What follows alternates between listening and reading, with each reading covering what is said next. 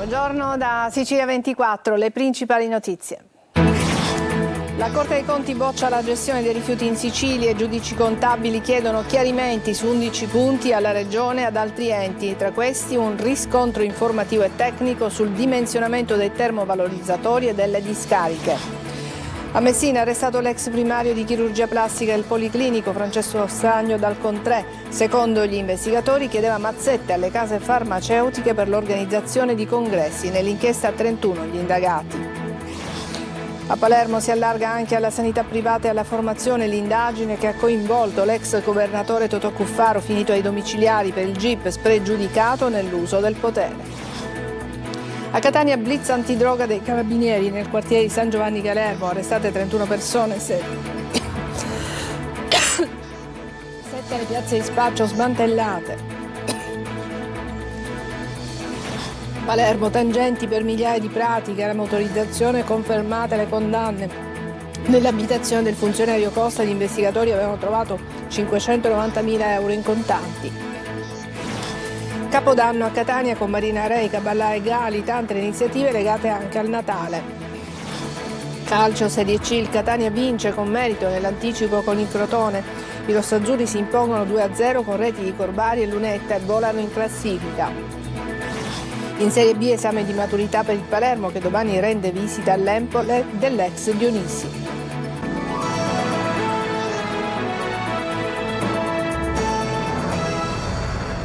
Bentrovati. La Corte dei Conti boccia la gestione dei rifiuti in Sicilia.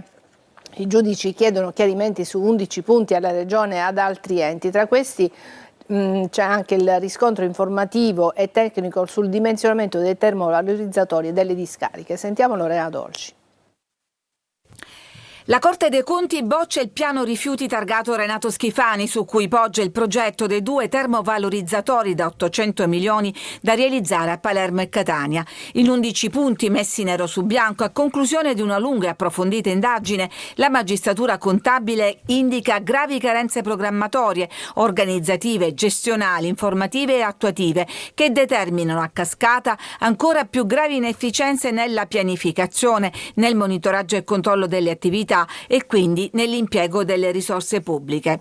Manca insomma una visione generale, dice la Corte, come già accaduto nei 25 anni delle precedenti gestioni commissariali, che rischia di inficiare in partenza il completamento di tutta l'impiantistica integrata.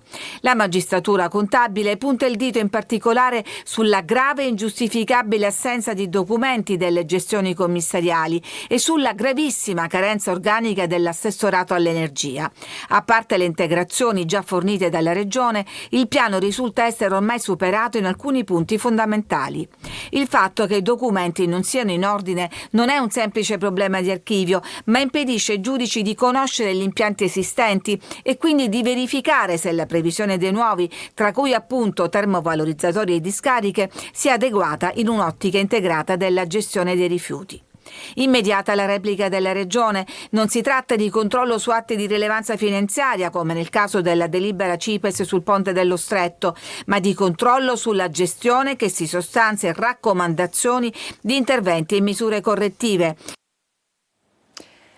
A Messina è stato arrestato l'ex primario di chirurgia plastica del Policlinico Francesco Stagno dal Contrè. Chiedeva mazzette alle case farmaceutiche per l'organizzazione di congressi. 31 gli indagati. Il Policlinico avvia indagine interna su appalti e affidamenti. Francesco Triolo. Concussione, corruzione, induzione indebita a dare o promettere utilità e truffa sono le accuse che la Procura di Messina ha formulato nei confronti del noto chirurgo plastico ed ex parlamentare messinese Francesco Stagno dal Contres, 70 anni, finito ai domiciliari su disposizione del GIP di Messina Salvatore Pugliese. Secondo la Procura, dal Contres, ex primario di chirurgia plastica al Policlinico, avrebbe preteso mazzette da alcune case farmaceutiche ed imprese di prodotti medicali per l'organizzazione di un congresso. Contributi ottenuti, si è potuto stimare, in oltre 700.000 euro, nella maggior parte dei casi tramite semplici richieste o sporadicamente mediante minacce esplicite. ai fornitori del Policlinico, prospettando come corrispettivo facilitazioni nel rinnovo dell'appalto per la fornitura dei prodotti medicali. L'inchiesta vede complessivamente 31 indagati tra medici, titolari delle imprese produttrici di farmaci e prodotti medicali, infermieri e operatori sanitari. Il Policlinico ha avviato un'indagine interna su tutti gli appalti e gli affidamenti degli ultimi 2 anni e chiesto alla Procura gli atti per adottare le misure disciplinari di competenza. L'azienda inoltre valuterà l'eventuale costituzione di parte civile. Spregiudicato nell'uso del potere, questa è la motivazione con la quale il GIP ha disposto gli arresti domiciliari per Totò Cuffaro, mentre il ruolo dell'ex governatore si arricchisce di altri filoni di indagini, vanno piano piano scemando altre figure dell'inchiesta, tra cui il capogruppo della DC all'Ars, Carmelo Pace. Manlio Viola. Mentre continuano ad emergere nuovi filoni di inchiesta sui presunti appalti truccati in Sicilia che riguardano l'ex presidente della regione Totò Cuffaro, tirano un sospiro di sollievo almeno altri 2 indagati eccellenti di questa indagine. Il giudice per le indagini preliminari ha infatti relegato a indagine diverse il filone sulla regionalizzazione del CEFPAS, il centro di formazione per gli operatori sanitari di Caltanissetta, non ammettendo le carte nell'ordinanza in cui dispone gli arresti domiciliari per Totò Cuffaro, ma parallelamente ha alleggerito le posizioni di Saverio Romano, deputato nazionale di Noi Moderati, e Carmelo Pace, capogruppo della DC all'Ars. Per Pace un sospiro di sollievo perché è stato creduto dal GIP quando ha raccontato che nelle intercettazioni che lo riguarda il riferimento non era all'imprenditore Vetro, ma ad altro compaesano che si voleva presentare e che era presente al colloquio a casa di Cuffaro. Il GIP, che considera Cuffaro spregiudicato nell'uso del potere e delle conoscenze, ritiene non opportunamente provata invece l'azione di Carmelo Pace. Quasi del tutto fuori dall'inchiesta, anche se resta un'accusa minore, Saverio Romano. Attacca il suo avvocato difensore Raffaele Bonsignore, per il quale le ricostruzioni giornalistiche fatte in queste settimane sono fuorvianti e lontane dalla realtà, come la stessa ordinanza del GIP ha dimostrato. L'inchiesta dunque si restringe a poche figure che ruotano intorno all'ex governatore, ma parallelamente si allarga ad altri fatti che la Procura si prepara a contestare a parte in altro provvedimento. A Catania, maxi operazione antidroga dei carabinieri nel quartiere di San Giovanni Galermo, sono state arrestate 31 persone, 7 le piazze di spaccio smantellate. Lorena Dolci. C'era Upatrozzo, il padrino, che controllava i sottoposti, e le classiche vedette pronte a segnalare l'arrivo delle forze dell'ordine. Tra i pusher veri e propri, anche molti minorenni. Era questa l'organizzazione dello spaccio a San Giovanni Galermo, quartiere di Catania. Un sistema gerarchico con turni e orari prestabiliti, 24 ore su 24, 7 giorni a settimana. 7 le piazze di spaccio, tutte nel quartiere, in particolare in via Capo Passero, dove ad ogni ora del giorno e della notte si poteva comprare cocaina, crack e marijuana. Il blitz dei carabinieri ha smantellato il gruppo, 31 le persone arrestate nell'ambito dell'operazione Angolo, per altre 14 è scattato l'obbligo di presentarsi. Sono tutte accusate a vario titolo di spaccio di stupefacenti. 3 degli indagati, nonostante si trovassero già in domiciliari, continuavano la loro attività di pusher. A Palermo 2 uomini, uno di 34 e l'altro di 41 anni, già noti alle forze dell'ordine, sono stati arrestati in flagranza di reato nel corso di un controllo straordinario del territorio effettuato allo Zen 2. Entrambi sono accusati di spaccio di sostanze stupefacenti. La droga era nascosta in una carcassa d'auto abbandonata lungo la via Marciano. E la Guardia di Finanza del Comando Provinciale di Trapani ha eseguito in 3 distinti negozi tra Marsala e Castelvetrano il sequestro di 8.000 giocattoli ed articoli natalizi per un valore di 15.000 euro destinati ai bambini in occasione delle imminenti festività natalizie. Gli oggetti erano privi della necessaria marcatura CE che doveva assicurarne la sicurezza e la conformità alla normativa europea. Ai titolari delle attività commerciali sono stati elevati verbali per 25.000 euro. Tangenti per migliaia di pratiche alla motorizzazione di Palermo, confermate le condanne, la pena più severa è stata inflitta al funzionario Luigi Costa, 11 anni, 2 mesi e 20 giorni. Nella sua abitazione gli investigatori trovarono 590.000 euro in contanti. Marco Gullà. Arrivano le condanne e sono pesanti per l'inchiesta sulle tangenti alla motorizzazione di Palermo. La pena più severa è stata inflitta al funzionario Luigi Costa, 11 anni, 2 mesi e 20 giorni. Nella sua abitazione gli investigatori trovarono 590.000 euro in contanti nascosti dietro un armadio. Condanne anche per un altro funzionario della motorizzazione, Maurizio Caruso, 4 anni e 2 mesi. Giovanna Passavia invece prende 11 anni e 2 mesi. La Corte d'Appello di Palermo ha condannato poi altre 14 persone. Gli agenti della Polstrada piazzarono telecamere e microspie all'interno degli uffici palermitani della motorizzazione. Costa fu immortalato mentre contava i soldi in bagno. Carte di circolazione, cambi di destinazione d'uso dei veicoli, collaudi di impianti GPL, immatricolazione di mezzi esteri dismessi dalle forze dell'ordine in Toscana, Lazio e Trentino Alto Adige. La voce dell'esistenza del canale aperto alla motorizzazione palermitana si era sparsa in giro per l'Italia. L'inchiesta ha smontato un sistema ben collaudato di tangenti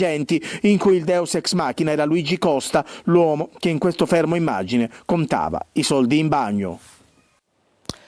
A Vittoria continuano le indagini sul sequestro lampo del 17enne figlio di un noto imprenditore dell'ortofrutta del mercato di Vittoria.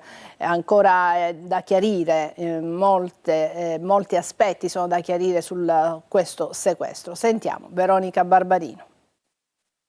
Troppe le lacune sul motivo del rilascio in tempi record del 17enne rapito lo scorso settembre a Vittoria.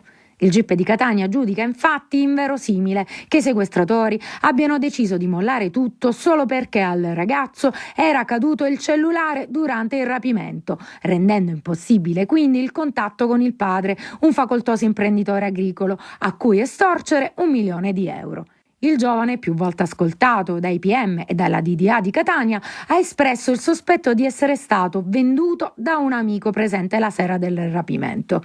Il giovane ha ricordato una strana telefonata ricevuta da uno del gruppo che forniva indicazioni precise ai rapitori, facendo ipotizzare il ruolo di basista per uno dei suoi conoscenti. Il 17enne, inoltre, racconta di essere rimasto sempre incappucciato, ma di aver intravisto una maglietta gialla indossata da uno dei rapitori.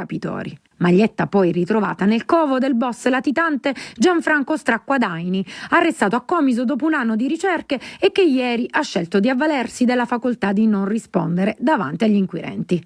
Stessa scena muta, quella fatta dagli altri 2 indagati, Giuseppe Cannizzo e Stefano La Rocca, parte del gruppo criminale. Infine, sono state smentite le voci di un presunto riscatto già pagato, definite dalla vittima stessa come chiacchiere da bar e prive di alcun riscontro investigativo. L'indagine resta aperta per chiarire ogni dettaglio del piano estorsivo e i motivi del rilascio anticipato. Adesso una breve pausa, ci vediamo tra poco.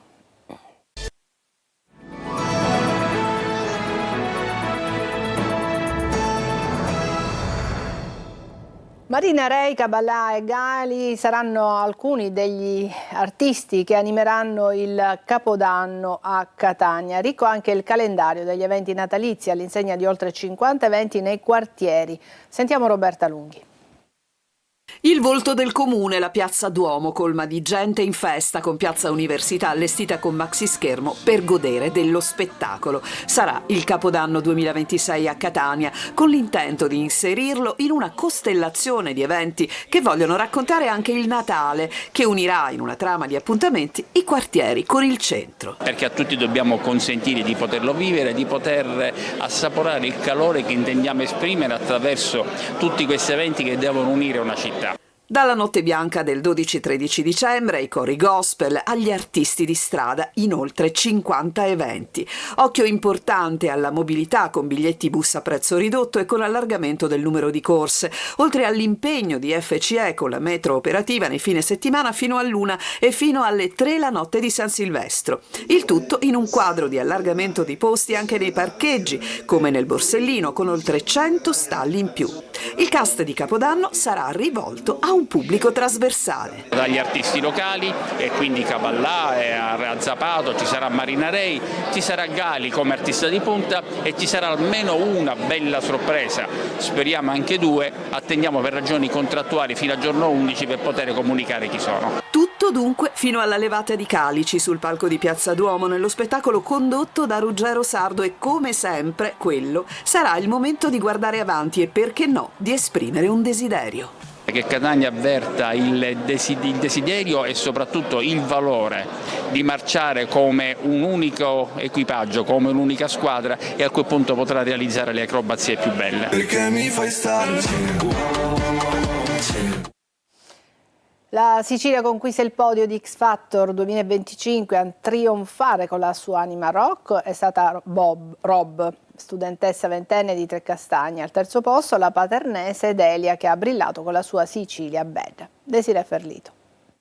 A vincere X Factor 2025 sei tu, Rob!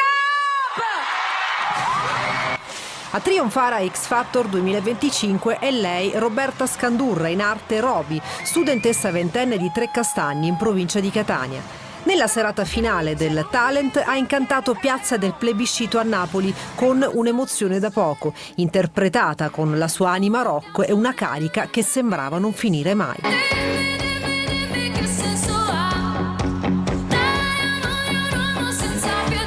Presenza scenica, carisma e un sorriso che disarma. Rob si è subito distinta sin dalla prima audizione e alle domande sul suo look ha risposto così. A me piace farmi notare, mi piace essere esuberante. In quell'occasione conquistando subito 4 sì con un'audace cover di Call Me dei Blondi.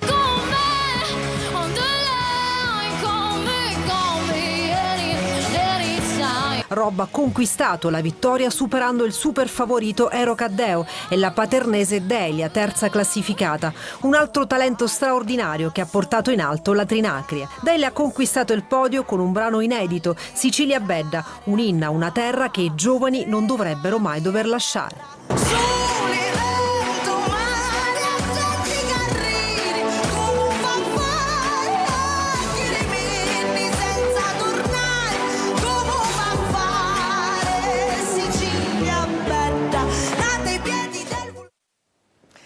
Adesso una breve pausa e poi l'ampia pagina dedicata al calcio. A tra poco.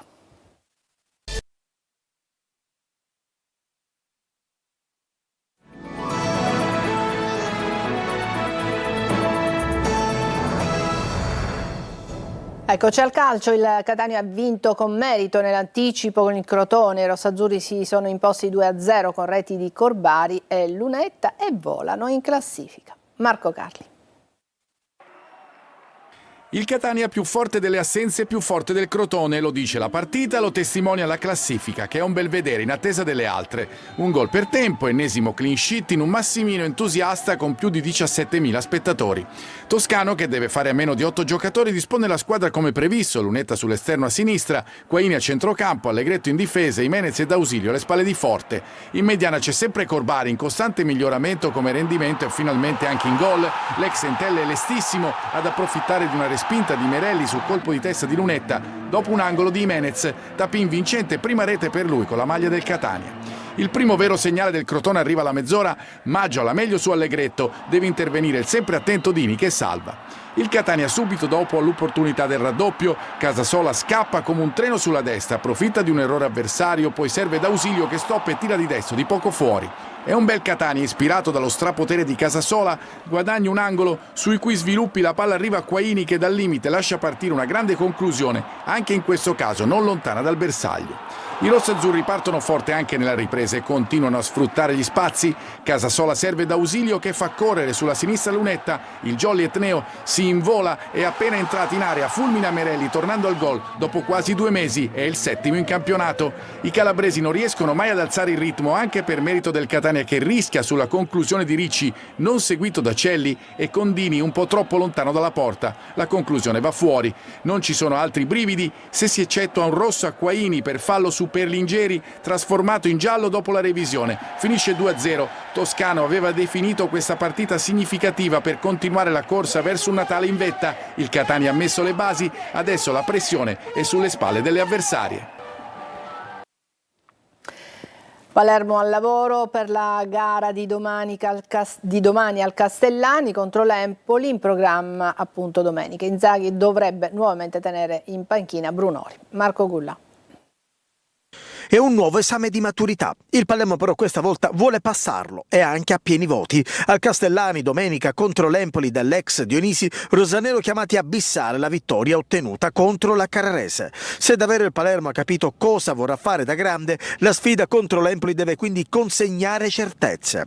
Possibile panchina ancora per Brunori, sempre più eclissato. Inzaghi dovrebbe puntare su Palumbo e Vasic alle spalle di Poyampalo. L'alternativa è Leduaron. Brunori nelle ultime 2 partite ha giocato solamente 10 minuti, segnale che l'attaccante è ai margini. Gomez e Giasi hanno recuperato dai rispettivi infortuni e puntano a tornare tra i convocati per la gara con l'Empoli, anche se difficilmente partiranno titolari. In difesa Benesischi sta trovando continuità nel ruolo di braccetto sul centro-destra e dovrebbe essere confermato. Bani e Ceccaroni restano punti fermi della difesa. A centrocampo si va verso la conferma del duo Segre-Ranocchia. Anche l'Empoli arriva da una vittoria roboante. Dionisi cerca la rivincita contro la sua ex squadra.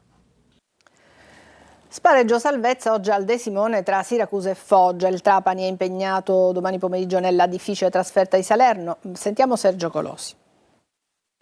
Al De Simone tra Siracusa e Foggia si gioca oggi per evitare l'ultimo posto. Cercano riscatto gli azzurri sconfitti dai giovani dell'Atalanta dopo 3 risultati utili consecutivi. Pugliesi con il successo sul Cosenza tornati in corsa nel momento più buio. Turati a rischio esonero con 11 sconfitte in 16 gare avrebbe fatto volentieri a meno delle squalifiche di Puzzone e Molina. A destra il rientrante Zanini, manca invece un sostituto naturale della prima punta. Assenti anche gli infortunati Bonucci, Catena, Iob e Sciapola, 21 i convocati. Il Trapani prova ad isolarsi concentrandosi sulla trasferta di Salerno. Il campo però rischia di diventare l'ultimo dei pensieri in casa Granata, dove per gennaio sembra esserci area di smobilitazione con riduzione del budget e partenza dei calciatori migliori, prospettiva aggravata in settimana dalla richiesta della Procura della FIGC di altri 8 punti di penalizzazione per nuove violazioni amministrative. Aronica fa quadrato con la squadra e conferma in linea di massima la formazione che ha pareggiato domenica scorsa contro il Monopoli, con Motoc in difesa e i giovani Marcolini e Podrini a centrocampo. Salernitana scivolata in terza posizione, con una sola vittoria nelle ultime 5 gare, 3 pareggi e la sconfitta pesante di Benevento. Alla Rechi 2 squadre in crisi, che nella riapertura del mercato potrebbero chiudere il passaggio in Campania del capitano del Trapani Carriero. È tutto per questa edizione di Sicilia 24, grazie per averci seguito, prossimo appuntamento alle 14, a tutti una buona giornata.